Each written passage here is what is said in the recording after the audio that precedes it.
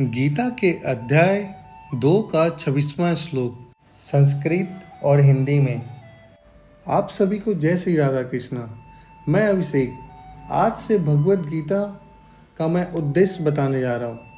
इसमें हर श्लोकों का अपने दैनिक जीवन में क्या महत्व है, क्या हमारे जीवन में क्या सुधार ला सकते हैं, इसे हम आज से सीखेंगे। मैं अपना उदाहरण आपके सामने प्रस्तुत कर रहा हूँ। प्रसंग: उपयुक्त श्लोकों में भगवान ने आत्मा को अजन्मा और अविनाशी बतलाकर उसके लिए शोक करना अनुचित सिद्ध किया। अब 2 श्लोकों द्वारा आत्मा को औपचारिक रूप से जन्मने मरने वाला मानने पर भी उसके लिए शोक करना अनुचित है, ऐसा सिद्ध करते हैं। अथ चैन नित्य जातम नित्यं वा मान्यसे मृतं तथापि त्वं महाबाहो नैवं शोचितुमर्हसि। सदा से दार्शनिकों का एक ऐसा वर्ग चला आ रहा है जो बौद्धों के ही समान यह नहीं मानता कि शरीर के परे भी आत्मा का स्वतंत्र अस्तित्व है। ऐसा प्रतीत होता है कि जब भगवान श्री कृष्ण ने भगवत गीता का उद्देश्य दिया तो ऐसे दार्शनिकों विद्वान थे और लोकायतिक तथा वैभाषिक नाम से जाने जाते थे। ऐसे दार्शनिकों का मत है कि जीवन के लक्षण भौतिक संयोग की एक परिपक्वावस्था में घटित होते हैं। आधुनिक भौतिक विज्ञानी तथा भौतिकवादी दार्शनिक भी ऐसा ही सोचते हैं।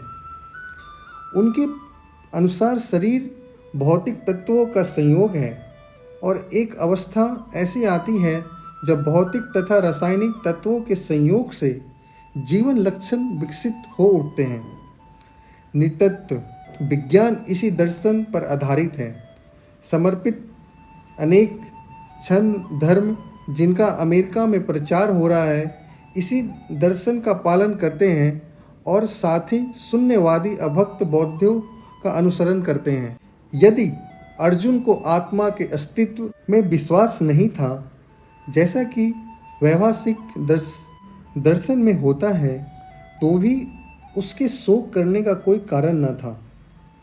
कोई भी मानव थोड़े से रसायनों की क्षति के लिए शोक नहीं करता तथा अपना कर्तव्य पालन नहीं त्याग देता। दूसरी ओर आधुनिक विज्ञान तथा वैज्ञानिक युद्ध में शत्रु पर विजय प्राप्त करने के लिए न जाने कितने टन रसायन फूंक देते हैं। वैभाषिक दर्शन के अनुसार आत्मा शरीर के क्षय होते हैं लुप्त हो जाता है। अतः प्रत्येक दशा में चाहे अर्जुन इस वैदिक मान्यता को स्वीकार करता कि अणु आत्मा का अस्तित्व है, यह कि वह आत्मा के अस्तित्व को स्वीकार नहीं करता, उसके लिए शोक करने का कोई कारण न था। इस सिद्धांत के अनुसार चूंकि पदार्थ से प्रत्येक क्षण असंख्य जीव उत्पन्न होते हैं और नष्ट होते रहते हैं, अतः ऐसी घटनाओं के लिए शोक करने की कोई आवश्यकता नहीं है। यदि आत्मा का पुनर्जन्म नहीं होता तो अर्जुन को अपने पितामह तथा गुरु के वध करने का पाप फलों से डरने का कोई कारण न था। किंतु साथ ही कृष्ण ने अर्जुन को वैकपूर्वक महाबाहु कहकर संबोधित किया, क्योंकि उसे वैभाषिक सिद्धांत स्वीकार नहीं था जो वैदिक ज्ञान के प्रतिकूल है। क्षत्रिय होने के नाते अर्जुन का संबंध वैदिक संस्कृत से था और वैदिक सिद्धांतों का पालन करते रहना ही उसके लिए शोभनीय था। भगवान श्री कृष्ण ने इस श्लोक में इस मानव जीवन में यह बतलाना चाहा है कि आत्मा कभी नहीं मर सकता, वो किसी भी स्वरूप में जन्म ले सकता है।